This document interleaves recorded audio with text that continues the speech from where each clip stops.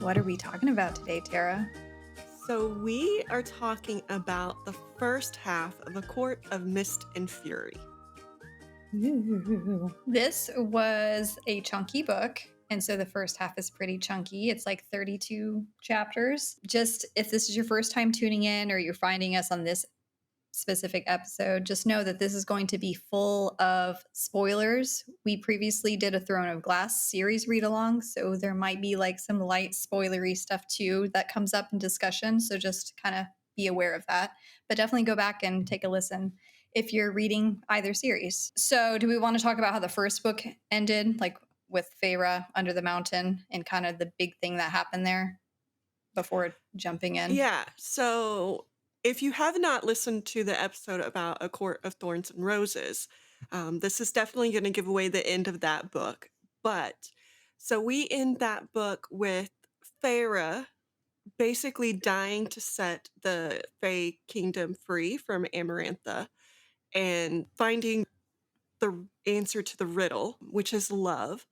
And then seeing her reborn or remade by the Fae High Lords. So each one of the High Lords gave her a little bitty piece of themselves to then make her alive, unalived her. Sounds like some zombie talk or something.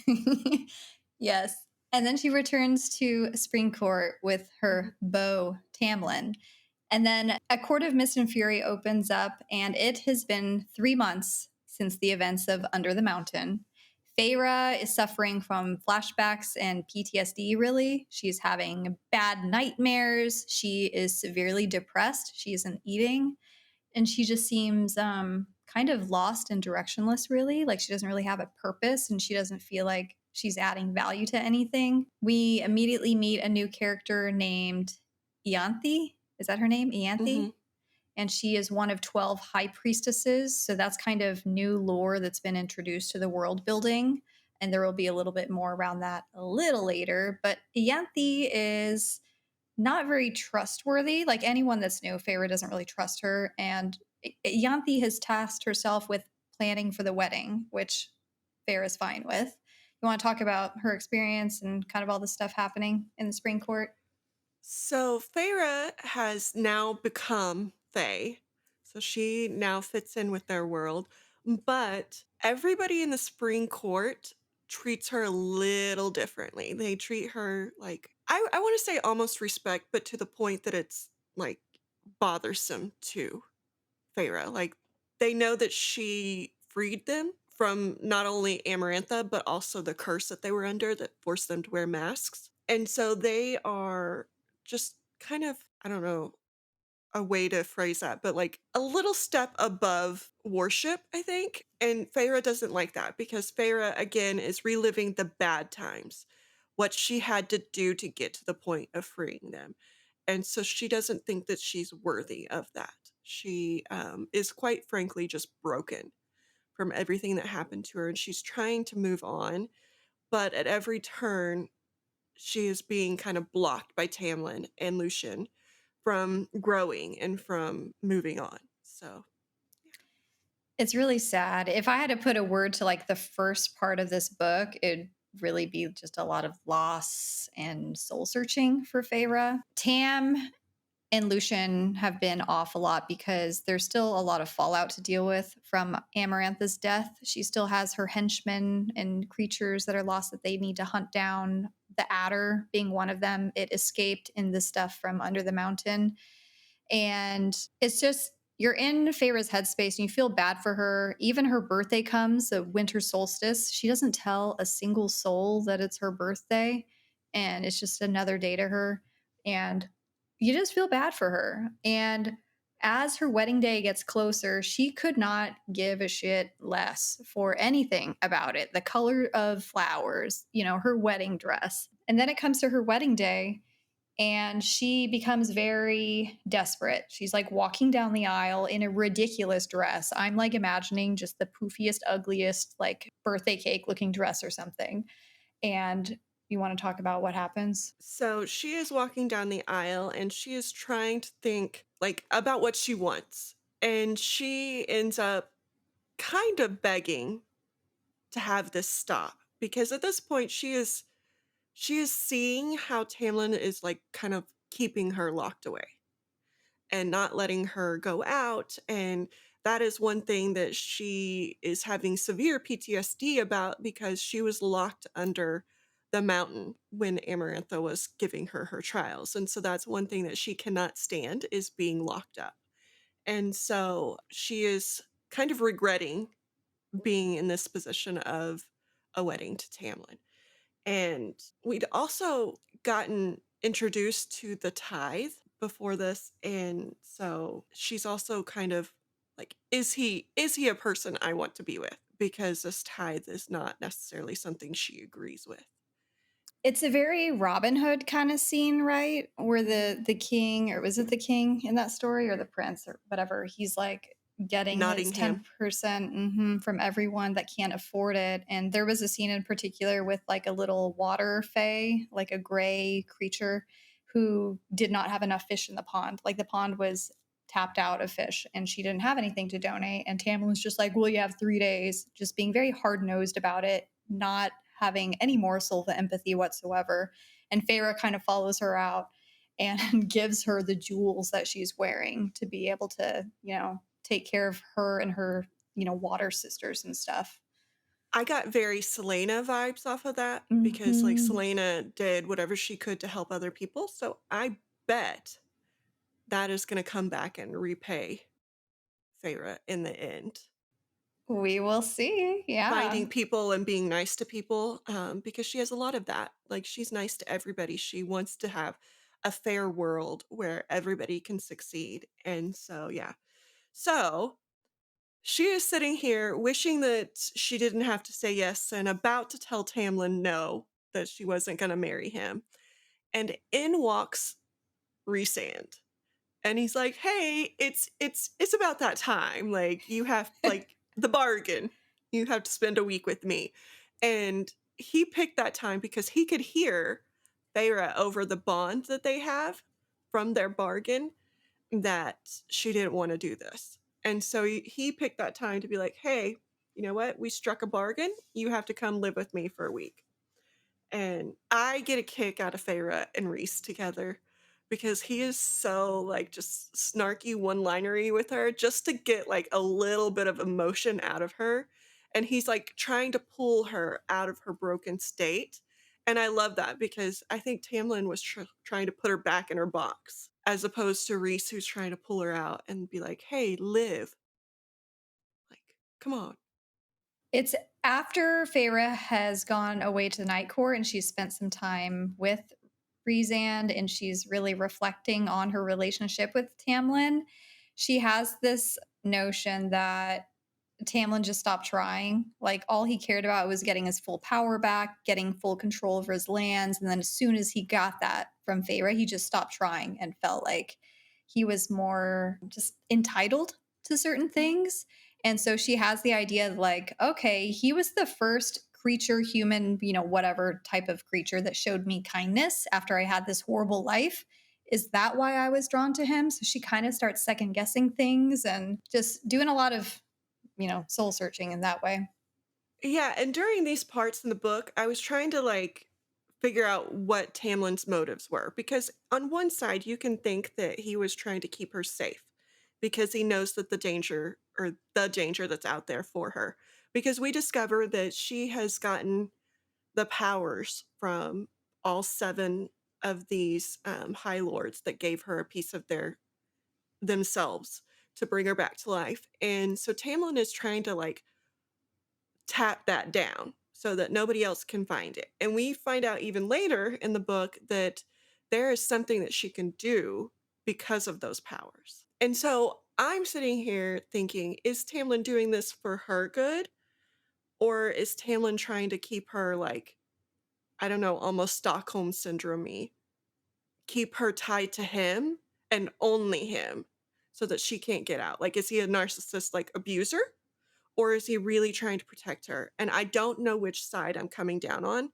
I'm leaning more towards the narcissistic abuser right now, just based off of like how he treated her further on in the chapter. Interesting. I Yeah. didn't know at that point in time how to take what he was doing. The question that comes up for me is I don't know if Tamlin really knows what love is, like Mhm. selfless love. And I don't remember who said it.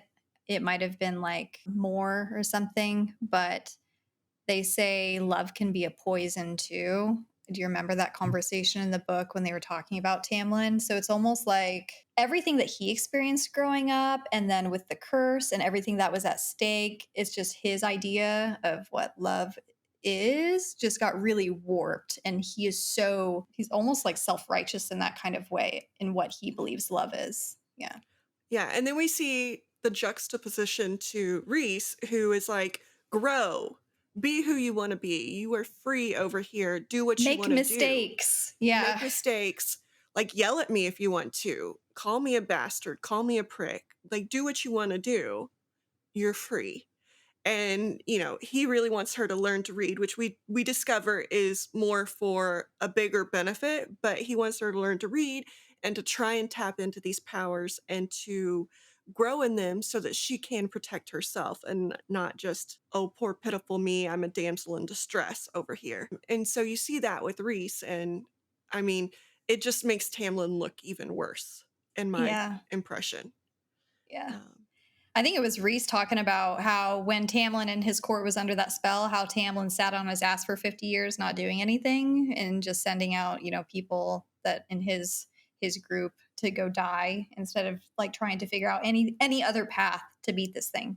Yes. And you see again the juxtaposition to Reese, who did everything in his power to save his city and his friends, including things that he really, really did not want to be doing, which is becoming the whore of Amarantha.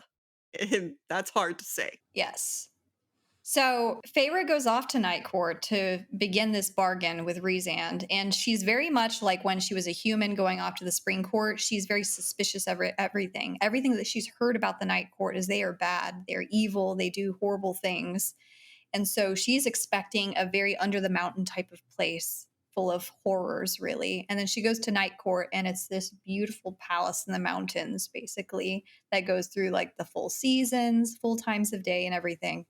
And Reese kind of just lets her have a very luxurious room and is just like, do whatever you want, take a bath, relax, learn this.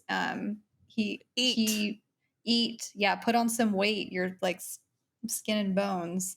And so her very first week is very disorienting. She doesn't really trust them. She doesn't know whether it's a trap. And Rhysand kind of eases her into the night court because she only meets Morgan Hmm. at that point. You want to talk a little bit about Moore? So Moore is Reese's cousin, which is a very loose cousin in both senses of the word, I guess. But so she is very open with who she is and very like unapologetic about it. And she wants to befriend Feyre because they've both been in situations, as we learn in the later on in this part, where they didn't have control because they were women. They had no control over what's happening to them.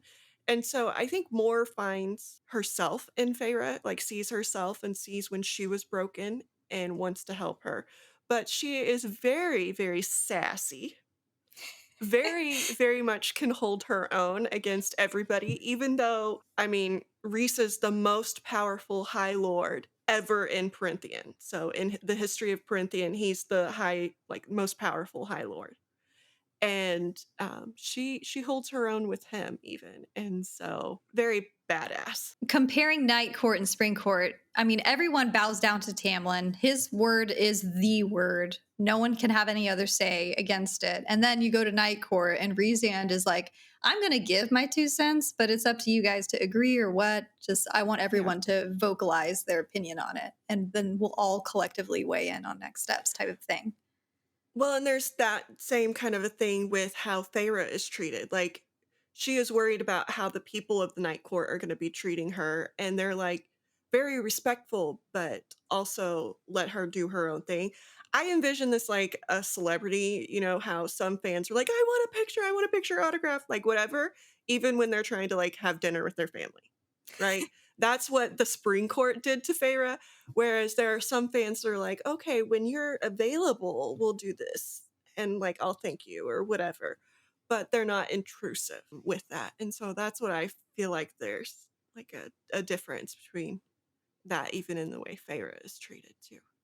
Needless to say, Rezan's popping into the wedding, crashing the wedding, and winnowing her away is just what the doctor ordered because they spend the time together there, her learning to read, and it's like the cutest scene. Like, we thought the scene with Tamlin trying to, help out with difficult words was kind of cute back then, making little soliloquies or whatever.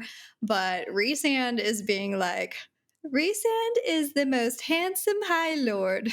Rhysand is.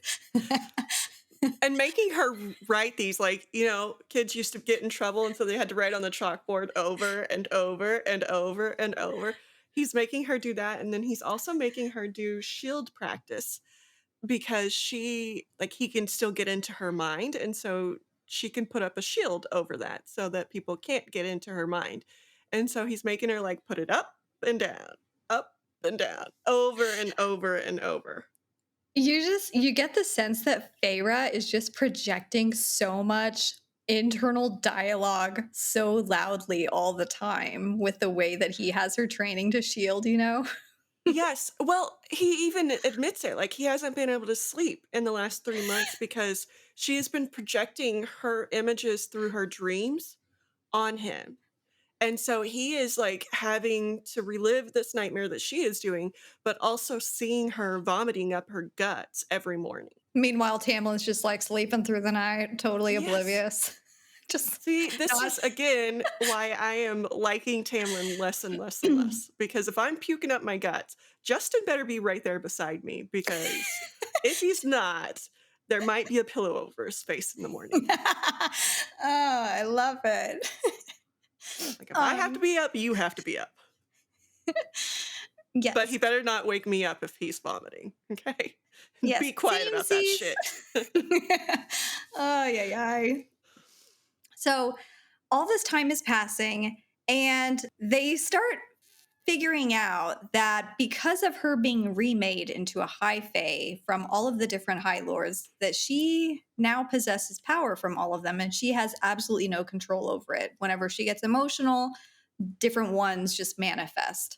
So I think one of the early ones was with when she sent back to Spring Court, and you want to talk about it? So she's sent back to Spring Court, and there's like this little interrogation scene Yeah. between Tamlin. Like, Tamlin's like, okay, I need you to tell me everything. Because we find out that nobody has seen the Night Court and made it out because it is a very secret place. And so he's like, I need you to tell me everything. And so one of the things she tells him is Rhysand said that there's war coming. And Tamlin's like, oh no, there's not. Like, you don't need to be doing this stuff. There's not going to be a war, blah, blah, blah. Which to me, it's like, well, what do you know that nobody else knows? Like, are you in league with them? And so you don't think that there's going to be war? Like, what's going on? But we see her get into a fight with them, like with him and Lucian.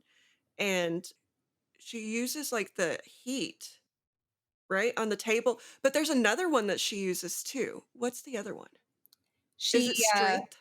she pops into his head. Lucian's head. Mhm. Yes. Okay, so she mind walks into his head, which is Reese's power. And she also, when she looks down, she sees that she had singed the table from where she was holding it. And so that is a power from the summer court. Uh, Or So, Autumn Court, is that Lucian's father? oh, The maybe it was fire? autumn court. Yeah. Yeah, yeah, yeah. Yeah. Okay, so first off, before it's interesting because Tamlin and Lucian, they interrogate her and expect her to act like a mole and report back, as you Mhm. said. And then on the other side, Reese is like, hey, can you talk to them and see if Spring Court would be willing to go into an alliance with Night Court? So Rhysand is trying to approach this from a partnership perspective. Like let's team up about this stuff that's surely building with Hybern. And then that's just another way of showing the opposite happening with how Tamlin works, right? But and then it's the same thing with Feyre's power. Yeah. Hmm. And the argument that she got into, I just remembered, was her and Tamlin arguing over the Wraith and her being kind to her at the tides because he's like, you just made me look weak, basically. And she's like, I don't think kindness is weakness. Yeah. Like, you can be kind to your people and still be the leader. You don't have to rule with uncaring. And so they got into a little bit of fight, and she mind walked and singed their table. And she showed like a lot of strength too when she was training over in Night Court. So it's just all of these the different things are starting to come out.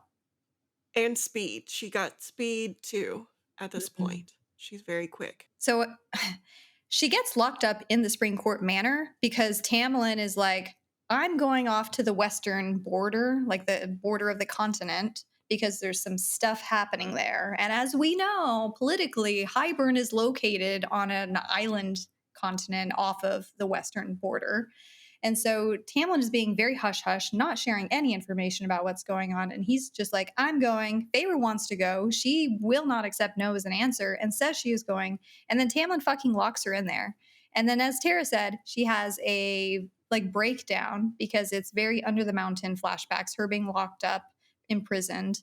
And she like wraps herself in darkness. So she like kind of shows that power too before being winnowed out. And there was another power before her second trip to Reese's place that she exhibits, which is she kind of calls out Tamlin about his treatment of her and how she's drowning because he won't let her out and she always has guards around her and everything. And he explodes and she puts a shield over herself Yeah. to protect her from his power, and that's one of his powers is the shielding, which he uses against her later. But that was right before her second trip to Reese's, and then she goes to Reese's. And again, she is treated like a person. She is let roam, she is let, you know, learn and explore and all of those things. But then when she gets back, she's treated as the spy and can't go anywhere. And then she grows claws during one argument with not Reese, with Tamlin. And Lucian notices and he's like, we've got to start letting her do things. Train. Yeah. Tamlin's like, no. And then he locks her in the house.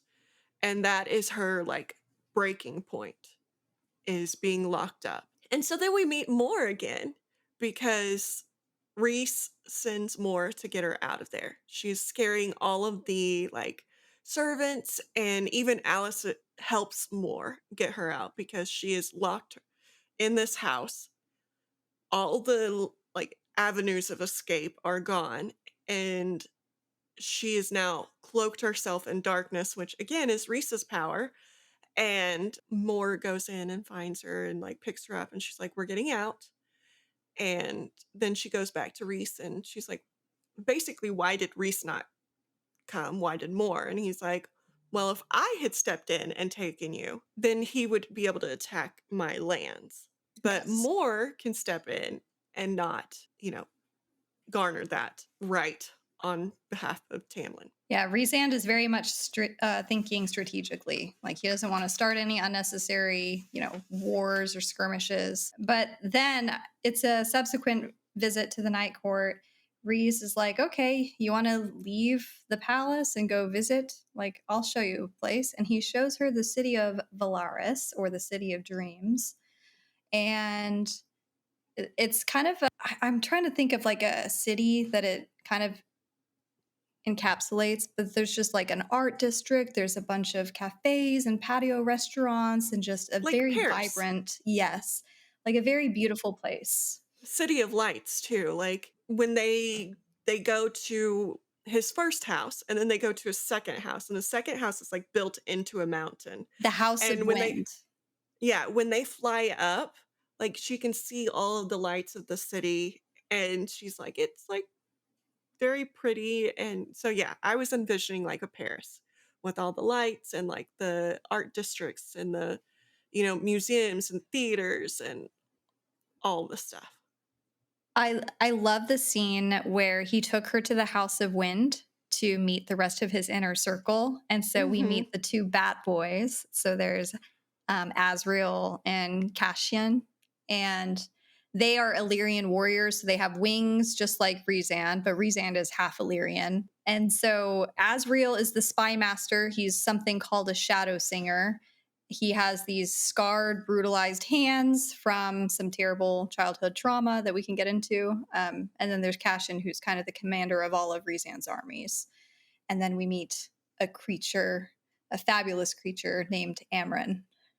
Yes, and so Amryn was really cool to me because, again, I feel like that's a callback to Throne of Glass because we don't know what Amryn is, but further on in this part, Rhys says that Amryn came over like a very, very, very long time ago when there were like basically rips in the time continuum kind of thing. So she came over from a different world.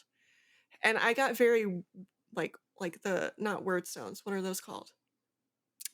Um, The I think, portals, word portals yeah, or whatever. word gates. Word Word. gates, yes.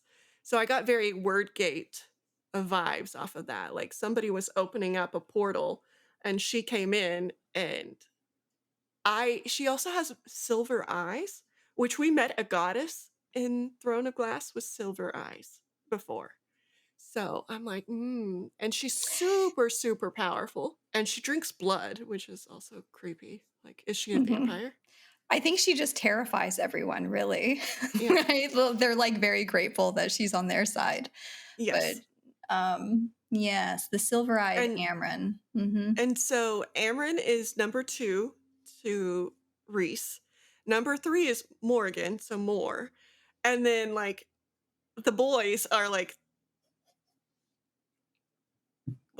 4 and 5, I guess, but like under the women, which I like too. Like woohoo. Under the women. He like respects women, whereas it doesn't seem like very many of the other like kingdom like courts or anything respect women, especially the night court. Like the night court that he like houses under the mountain, not his true court, but like the It's one that his he's his like, you know shadow what, I court let you almost. exist so that you like you distract people from what I'm doing over here. Yeah. Um, because that's where Moore grew up. And she tells Feyre the story of her growing up, which is that basically the women's virginity is auctioned off to the highest bidder in their like court and they have no say in it. And when she was little, she became very, very powerful very quickly. And so everybody wanted hers and she was basically tormented and sold. And so it's a very sad lot for women. So I'm very proud of Reese for understanding the worth beyond breeding of a woman Yes. Reese just because respects them and gives them equal footing, right? And positions of power. So it's like you can make excuses for Tamlin all day because of, who his father and brothers were and how they treated people. But then you see, okay, Rhysand and his bad boys, they come from Illyrian culture. And Mhm. an Illyrian culture is very misogynistic. They treat women horribly, cutting off their wings, making them, serve them. And they don't treat women that way. Yeah, they Rhysand. snip like women's wings when they first bleed. They like just snip apart, kind of like what we do to chickens, I guess, to make sure that they can't fly. Yeah. But they like snip them, and that was happening to Reese's mom when his dad met her. And his dad was super powerful, much like Reese's, and he was like, and everybody that was around her just like misted, which I picture like just this gross, like turning into like blood.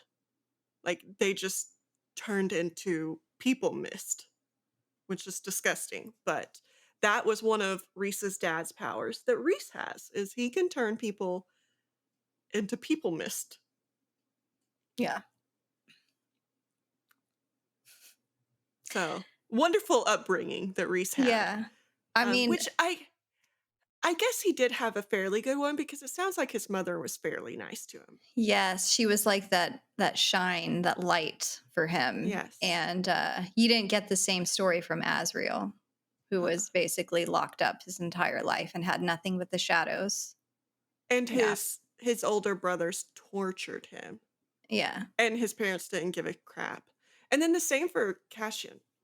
He was not treated well either, and that's where they found each other, all 3 being treated fairly poorly, and they found like, a brotherhood between them.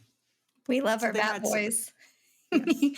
Yes. Yes. And we Yeah. also find out that when Amryn comes in, she notices something about Feyre, which is that Feyre was made. That's what they call it, is made. So instead of being born Fae, she was made Fae. And there have only ever been 3 people made. One being Amryn, and basically they locked her up into like a Fae body because she was so powerful, like it took some of her power away for to be in Fae, I guess. I don't know. And then there was another lady that was given long life, but not made a true Fae. And then now Feyre is a true Fae made from a human. So I think that that is going to be important in the future too. Yes. So we have them working with Feyre to make sure she's literate now, that she can control her powers more. And then once she starts turning more toward Rhysand and the Night Court, she wants to actively start working on missions and helping them with gaining information, whatever. So she becomes kind of a plant in Spring Court, like reporting back on things and that sort of business. So Reese explains that the King of Hybern is actively trying to start a war. Like he is preparing for a war. And so they need to prepare. And one of the ways they can prepare is by getting more information, which can be given to them by the bone carver. But the bone carver doesn't like to speak to people. He doesn't allow a whole lot of people in his prison. So they're like, oh, well, we can bring Feyre because she's new to him. He might speak to her. And Feyre's like, I don't know that I want to be the pawn in this thing. And so Amryn gives her a necklace and she's like, well, this is a necklace that helped me get out. And Feyre's like, oh, okay. Like I can always get out of the prison because that's one of the reasons she doesn't want to go back in is she doesn't want to be locked in there and prisoner, basically. And so off Reese and Feyre go into this prison to talk to this bone carver, which is just a very, very creepy scene because she views him as like an 8-year-old boy and he's asking all these questions about what's it like to die and like what happened and blah blah blah. And he's like, I'll give you an answer to a question if you give me an answer to a question. So he's like really digging in. And Feyre's trying to get answers from him about like what's going on. And so he ends up giving them answers that there was a cauldron which held all of the magic of the world or whatever, and it was hidden, and now the King of Hybern is trying to find it. And there were little like parts to the bottom of it, so like its little like legs or whatever that were cut off, and those were held in the temples, but we know that the temples were being sacked.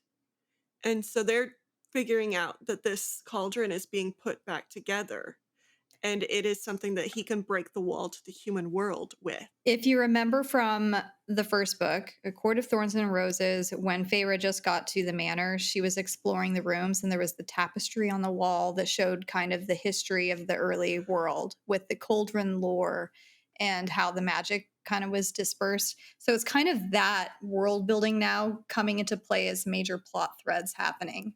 And so they learned from the bone carver that after Amarantha died, her necklace and her ring, which held Durian's finger bone and his eyeball, which housed some of his soul, his essence, has gone missing, along with the adder that went missing. And so Hybern is believed to have these pieces of jewelry in possession so that he can obtain the cauldron again. But to put it back together, along with getting these pieces that the high priestesses have been tasked with protecting, is They also need what's called the Book of Breathings. And that's kind of this old text, this old ancient text that um, is able to use the cauldron. Yeah. So isn't that the book that can nullify the cauldron too? Yeah. Yeah. Hmm. Okay. Yeah. So yeah, and they're wanting to use the cauldron to bring Jurian back to life, aren't they? Probably. I can't remember Yeah. if Bone Carver said he was alive already or Well, not. because they asked him, "Can you bring somebody back to life Yeah. if you have a finger bone?" And the bone carver's like, "Well, do you have a part of their soul?" And they were like, "Yes." And they're like, "Well, no." The bone carver did. And then he's like, "Unless you have the cauldron." And then he went into the story about the cauldron. And then he was like, "And by the way, the cauldron can also like bring down this, but there's a book that can nullify it. And the book can only be wielded or read by somebody who's been made." So there's another part where Feyre is like key to everything going on is that she has been made so she can wield this book that can undo the cauldron. And they've found that the book was, split into two. And so the mortal queens have one half, and then the High Lord, Tarquin is his name, of the Summer Court, is protecting the other half. And so that's how they've kind of been controlling anyone getting hold of this power. And in this process, we see Feyre get another power when she, well, I guess it's not another power, but one grows because she accidentally mind walks into Reese's mind. And he's like, "What the fuck? How did you do that?" And she's like, "I don't know. It just happened." And he's like, My shields were up. How did you do that?" And so we see her getting powerful and powerful. Which is exciting. She's Yes. like, I have no idea what I'm going to do with this power, but it's there. It's here. So let's use it.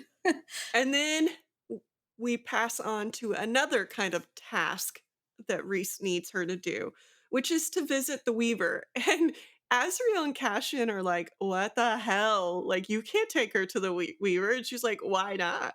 Like, what?" They're just Like, like, "You're scaring me." really? Everyone's just Um, like looking at each other behind her back, yes. like, really? But it's a test, right? I'm really liking the relationship that they have, which is just funny because they're all like very snarky, very sarcastic, and like I love it. But anyway, yes, so it's kind of a test to see if she has the ability to find something that was lost by somebody in like one of the people that gave her their essence. And so Reese has lost something, and the Weaver has it, and so he sends her into the Weaver's house to find this something and to see if she can find it. Because when they go and get the book from the Summer Court, she is going to have to find the book, and it is owned by Tarquin, who she has an essence of. So they're like, maybe she'll be able to find it. I mean, she is like playing all the parts for this team right now. Metal detector, shield, yeah, Like everything. the person that's going to be able to read the damn book, the Yeah. person with a connection to the like human kingdom, like it's like they're relying on Feyre for every little thing at this point. But anyway, so she goes to the Weaver's house, and I don't know about you, but like as they're describing this house and her, I'm sitting here like with a Hansel and Gretel like in my mind Yes. that she's going to the little witch's house, and so It's she's creepy. yes. Well, first off, Feyre comes into the wood, right? And there's like this homey looking little cottage. And she's like, oh, this is very sweet. This is cute because no one's told her like the fucking truth of what's in this thing. And she Yes. hears singing, and it's this creepy ass song about one sister killing the other sister and someone finding the body, turning it into a violin. It's Ooh. a very Yes. creepy song. But she And finds the ring, and you wanna talk about uh-huh. what happens? So she finds the ring and she's like, "Oh, okay, maybe I can." And so she picks it up, and then the weaver who is blind apparently feels that like one of her hoarding things has gone missing. And so she's like, "Wait, who's in my house?" And Feyre's like, "Oh shit." So she tries to escape. But the witch or the weaver, I'm calling her witch now that I've like said the witch from Hansel and Gretel. But anyway, so the weaver shuts all the doors and the windows and locks her in and she's like, "Oh shit, oh shit, oh shit." Yeah, House of Horrors now. Yes. And then she's like, "Okay, well, like I'll go up the chimney." And then she gets stuck in there and like as she was sitting there like trying to find the rings, she saw the weaver like weaving this like wool looking stuff and she's like, "But that's not wool. Like what is that?" And I think she put two and two together that that's like made out of humans or made out of like things that the weaver has killed. So she's deathly afraid that the weaver is going to turn her into like the wool. And so she goes up this chimney and she's like, "Ew, it's really greasy." And then she's like, "Do I even want to know what this grease is?" And it's basically body fat, right? Like that had been like stuck up the chimney. But anyway, so she's trying to go up this chimney and she gets stuck. And she's like, "Shit." And the witch or the weaver is like clawing at her and trying to get her. And so she like uses her strength and punches like basically a brick out of place and throws it at the weaver. And now the weaver's getting really mad. And Feyre's like trying to get out and she finally gets out. And she gets on the roof and she's like covered in this like grease from the chimney. And on the roof, it is made out of hair instead of like thatching. And so she's getting this hair stuck to her. And she is now like livid. She's like, "I hate you. I hate everybody because now I'm covered in like basically human fat and hair that this weaver had turned into No, like yeah, not her even just roof." hair. It's like the scalped head hair. Yes. It's just disgusting. But do we want to talk about how the Weaver's blood was black when she busted her face open with that brick? Oh, Which I is a didn't very, catch on to that. it So was black. She very started Vogue like. spewing, very Vogue like. So we don't know. We just were introduced to all these creatures, and even Amarin is a kind of creature. And all we know is they're very ancient, and we have no fucking idea like what they really are. And Yes. but at least she has the ring. And And then Reese Rhysand. showed up and he's like, "I was here the whole time," basically. And she's like, "I hate you. Get me home now." And so she goes home and they like meet with Reese and Cassian. And this is where we hear more story and that Reese or yeah, we meet with Cassian and Azriel.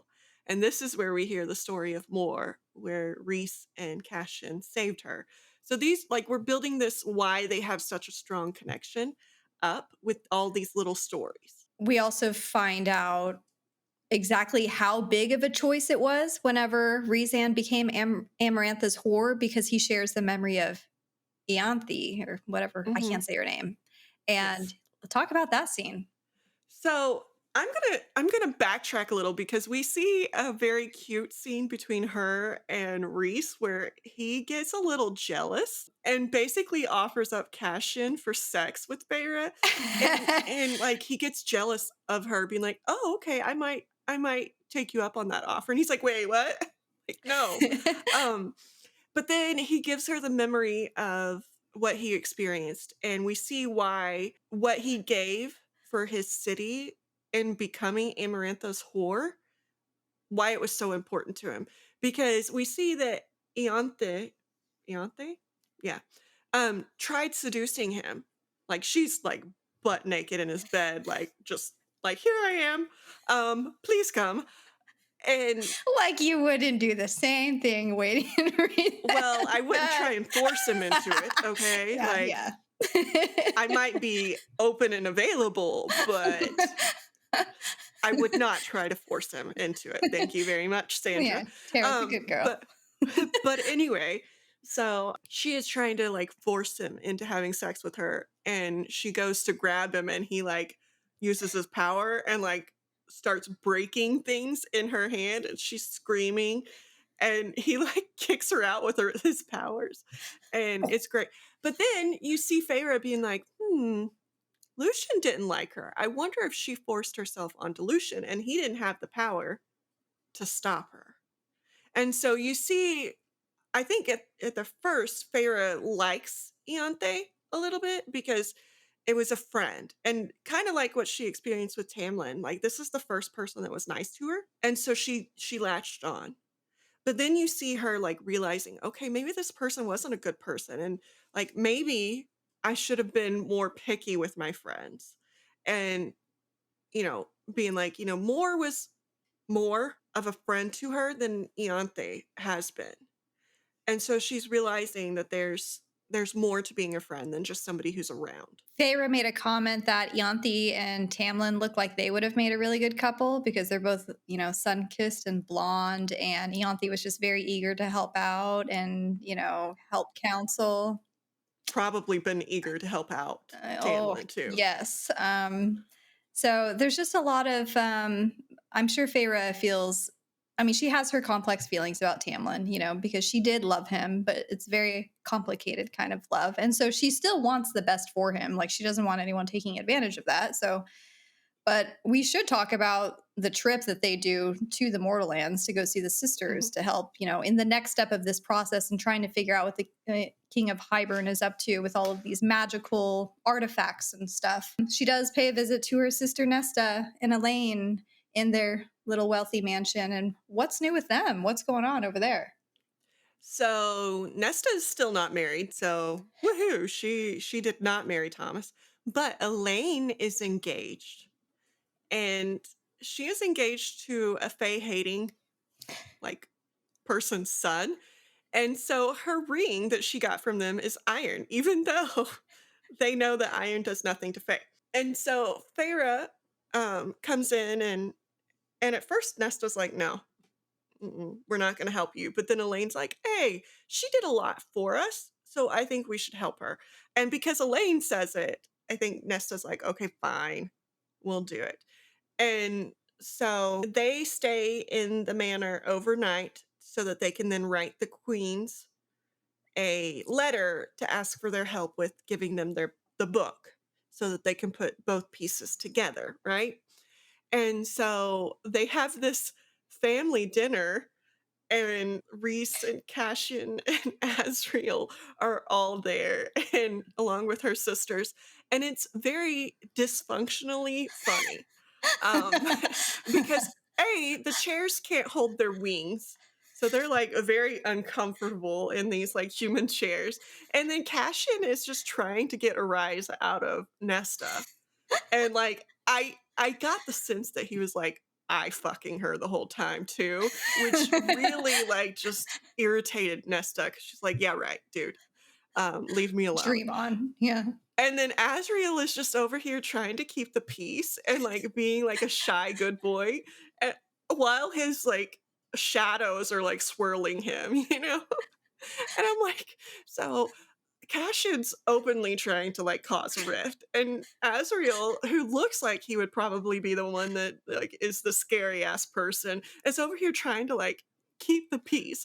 And Feyre is over here like not eating her food because it doesn't taste right.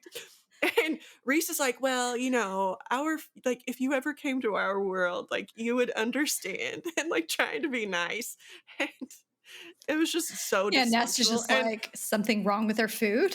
yeah. And Yeah. then at the end, Nesta's like, well, if you're not gonna eat, then like dinner's over. Go to your beds. And they asked for two rooms adjoining with two beds. And Elaine's like our rooms with two beds aren't adjoining. And like I think she was like, they're gonna kill me because our rooms aren't adjoining. And Reese is like, that'll be fine, like it'll be okay. And it I was just just very dysfunctional. I love that scene too. It was so funny because Nesta is just like she's going to be her own person no matter what. You're not going to get a different version of Nesta no matter what. And then Elaine is so easily swayed. Like she's so afraid of Faye kind now, even though I don't know if you were getting this kind of vibe too, but in Twilight whenever Bella was turned into a vampire and she's like very like worried about seeing any of her human family or friends and stuff, and it was kind of like the same thing leading up to this whole problem, like with Feyre, like, oh, Mhm. I'm coming back high Fae and they're gonna know, blah blah blah. So there was that too. And then there was the scene with the adder. So let's talk about what happened there because Rhysand suspected something was gonna happen. So what goes Yeah. on? So this is a part where I'm like, Resand, like, fill people in because it feels like he's just, like, setting her up for so many failures and, like, "Well, you'll either succeed or die." Um, and I'm like, It's "Come on, dude, like, that's not how you do this." But anyway, another succeed or die thing was set up by Reese, which he suspected that the adder was coming after Feyre, and he was right, and so Feyre, like, gets captured by the adder, and he's kidnapping her, and he's like, "Either hold still or I'll break your neck." And he's taking her to the King of Hybern because the King of Hybern wanted her. And this is the part where she also gets another power and she winnows, which is basically walking, like not time warp, but through like folds. space, yeah, space Mhm. warp. And so she ends up back somewhere else away from him. And Reese and Az come and capture the adder too and It doesn't end well torture for the him. crap out of it. Yeah, and get all their answers as to why he was coming after Feyre and what's going on, and we find out that the king knows that they're looking for the book, and then also that Feyre is the one that can be used to use the book. So bad news bears there for everybody. And then because she did such a piss poor job defending herself, she takes Cassian up on his offer to train her. And that's a funny couple of scenes because it reminded me of the scene of Kale and Dorian like running in Throne of Glass where all of the girls were like just staring at him like because that is basically what Feyre is doing. She's taking a break from like her training with Cassian and she is like staring Reese and Azriel down because they got their shirts off and she's like, ooh. And she looks over at Cassian and she's like, I don't think because Cassian like makes this offhanded comment about how out of shape Reese is. And she's like, I don't think he was looking at the same things I was looking It's funny. at. And she sees their tattoos too, and she realizes that the bargain tattoo that she has is the same as these Illyrian warrior tattoos, which I don't Are know. good luck tattoos Yeah. for Illyrian warriors. And she's like, "Oh, he gave me a good luck tattoo." And she's Uh-huh. noticing all the little things that he did, which is like bet on her to win and then also give her a good luck. And like those little things that she didn't know, like she thought that it was like a bitch move back then, but now she's like, "Oh, he was actually like trying to get me to like face things and to, Yeah. trying to empower me." Which another part of that, like during the bone carver time, she had to admit that she wanted to die, that she was about to kill herself after like she killed the fairies. Like that made her want to die. And so after she saved the fairy kingdom, she was going to turn the knife on herself if it had not been Tamlin as the third person. And that hits Reese really, really hard. And he basically tells the bone carver he can't have any more answers. Like that's it. But she keeps going.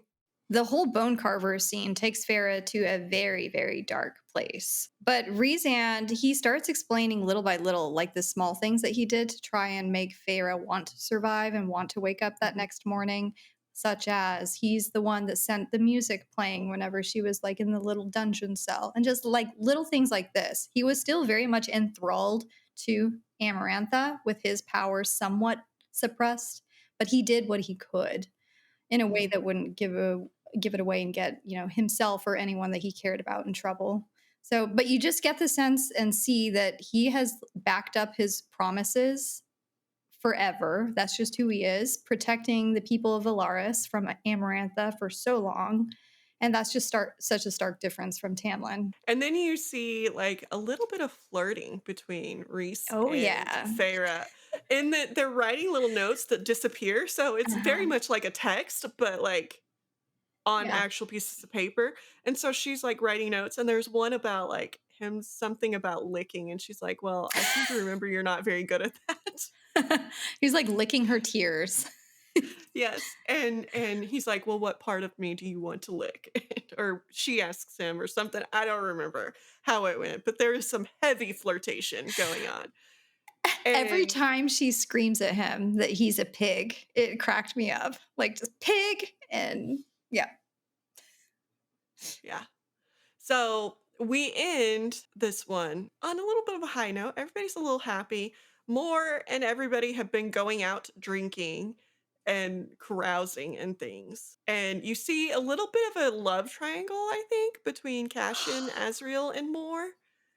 And I am here for finding out what's happening there because I think Azriel like is like no a couple, Pining. whereas Tamlin like I don't think he would care. But Yeah. Azriel is pining for some more. Yeah. and I think Moore is too. We shall see in the second half what's going on with Moore. We know she's very strong willed and no one is going to control her or influence her. She's going to do what she wants. And so She's we'll Nesta see. like. She's very Nesta like in that way. This is true. But I think the first 32 chapters of the book ends with them making it to Summer Court, right? Or they actually Yes. get FaceTime with Tarquin. Yeah. Yes. Oh yeah, I forgot about that.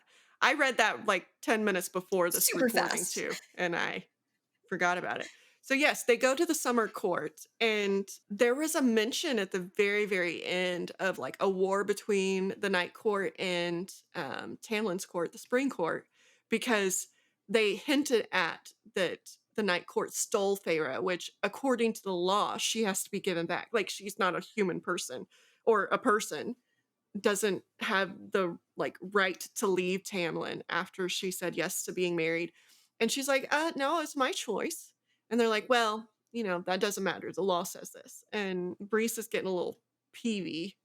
He's like, okay, you want to start a war? Like, you lay your hands on her to take her back to him, and there will be problems. Like, I will obliterate the person who does that. And they're like, and Tarquin's like, well, don't threaten me in my court. And Reese is like, it wasn't a threat, it was a promise. And Feyre's like, oh, it's not that big of a deal. Like, I can take care of myself. Or some like she makes some offhanded comment that like we will not be going to war. She de-escalates it so smoothly, and Reese is Yes. just like, yeah, Yeah. that's kind of like that's my girl type of thing. Yeah. Yes. But this whole conflict with Tarquin with, oh, we should return Feyre because that's what, the rules say. It's like, okay, where did he get this from? Is he been in communication with the Supreme Court? We haven't been able to see Tamlin. We have no idea what Well, and Tamlin it is wasn't doing. even him. It was Cressida or the whatever, the princess Yeah. of the summer court. And he's like, okay, let's just shut up about war. Okay. Like, let's not bring it on ourselves. Let's not put it on somebody else. Just shush. And then Feyre like de-escalated it. And both Tarquin and Reese are like, yeah, okay. She's got some fire, but also some tact with that Hmm. fire.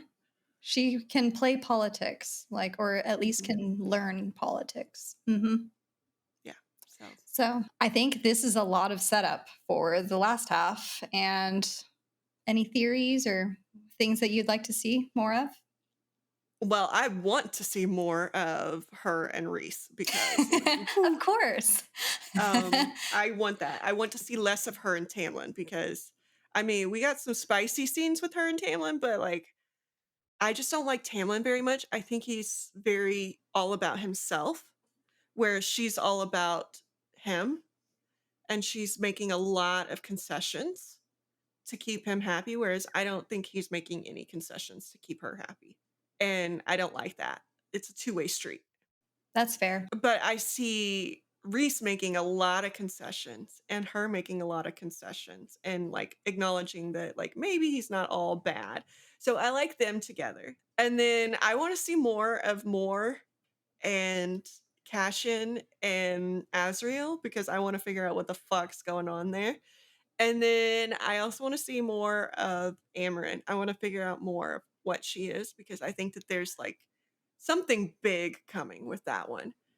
And then I have a feeling we're going to see them get the book. I don't know if it's going to be in this one, but they're going to get the book and then there's going to be some sort of conflict. Yes. We know there's some kind of conflict with Hybern coming. We Mhm. also know, I think there was a very brief scene with some shit going on at the Illyrian camp because some temples were being sacked and there was just some drama going on at the Illyrian camp. So Reese was having to go, figure out what the hell's going on. That's the people stealing the little, feet of the cauldron, and we figured that out in the bone carvers layer, Hmm. and so they're putting the cauldron back together Yes. because the 3 temples that were sacked were the 3 temples that hid the cauldron, like feet. We can also suspect that Ianthe is going to come back. I mean, it wouldn't be this major memory with Rhysand, and she wouldn't be a part of Spring Court Mhm, doing whatever counseling kind of shit she's doing. So she has to be in some way tied to the stuff going on with the temples. So mhm. we'll see what exactly is going on there. Maybe. Do you have a favorite of the bad boys yet? Reese, Y- 'cause I like he's like a mixture of Az and Cassian. Like, I like the, like, snarky, sarcastic, like, "I'm willing to get in your face," like, just a jab at you, but then, like, as bring that's Cashin, obviously, but then as brings in, like, he'll think about, like, what you actually want, what you need, like, he's the more, like, soft, thoughtful version, and I think Reese is, like, a little bit of both, and so I like Reese. Plus, I don't know, it's really gross, but I like the fact that he has so much power and he can just, like, be like, "Snap, you're liquid." Splat. Yes. And you like that he can just fly you around too. Well, all 3 of them can, so, like, Yeah. that's not, like I mean, between him and Tamlin, yes, that would be one thing that he has over Tamlin. Like, so far, Tamlin can, like, grow claws and lock you in a house, We do which, know like Tamlin is one of the most powerful High Lords, though. I don't know if that Mhm, means like physically or what. Because besides the shielding, has he ever done anything besides like brute strength, like Hulk type mm-mm, strength? Yeah. I no. don't know. I can't remember. But I also really, really like Lucian. So I wish Lucian wasn't on Tamlin's side. And I wish like he's very much like KL for me. Like like I like him as a person if he wasn't so marred with loyalty to somebody I don't like. He also is he the one that warned Feyre that she's probably going to want to keep it under wraps, that she might have gotten some of this power from his dad because his dad will not be happy about that? Yes. Yeah. Yes. Well, and Tamlin had warned her to keep all of it under wraps because people would be after her, which is why I didn't know if he was really doing it for her best interest or doing it for his best interest so that he could keep her to himself. And I'm leaning more towards the latter on that one, but Do you think Elaine gets married? no. It seems to be like marriage and kids and keeping up with an estate. That seems to be very much like what she's interested in doing. You know what I mean? I don't see her married for long because I see her being pulled into Feyre's life and her husband being the son of somebody that hates the Fae, like Feyre won't be able to be around her sister anymore. And I don't see that that settles very well for her. So if she does get married, I don't see it lasting. And then the father is still off doing like merchant shit, right? Hmm. Yeah. Until summer. Huh? Well, we have 30 some chapters left. So we will see next week. Yeah. I'm tired, Sandra. I know You're making me we've read so much. get back at it. And I'm supposed to remember all this crap. I think you're going to enjoy talking about the second half of the book very Is there much. spicy scenes by your face? I think that I'm there's some not, spicy scenes. I'm an open book. It's- you know me. Sandra teases me about liking the spicy scenes, but I think Sandra is secretly, closetly, or whatever. What was it that they used to ask us? Like, are we closet freaks? Yes, I and think we had no Sandra idea really what that meant. is, uh, like in the closet about her enjoyment of these spicy scenes. I feel like I haven't really been hiding it, but whatever. You just Well, choose you not to tease like me talk about about it it. I like you know. aren't the also in the same boat. I can't wait to hear what you think of.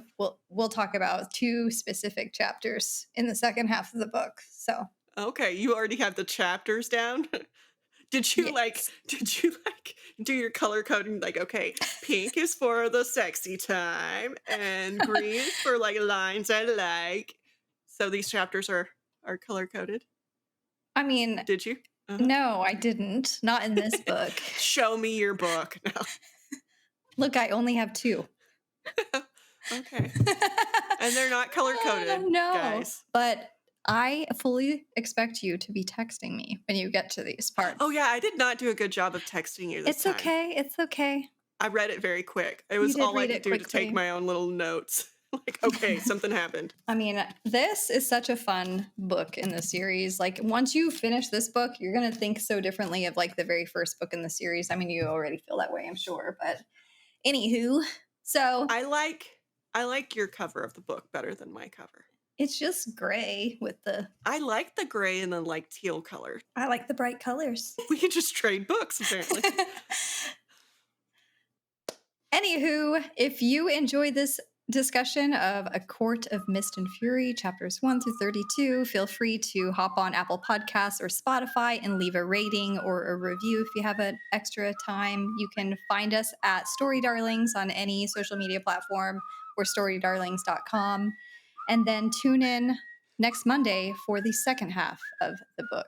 So thanks for joining us on our ACOTAR read along, and we will see you next week. Bye. Bye.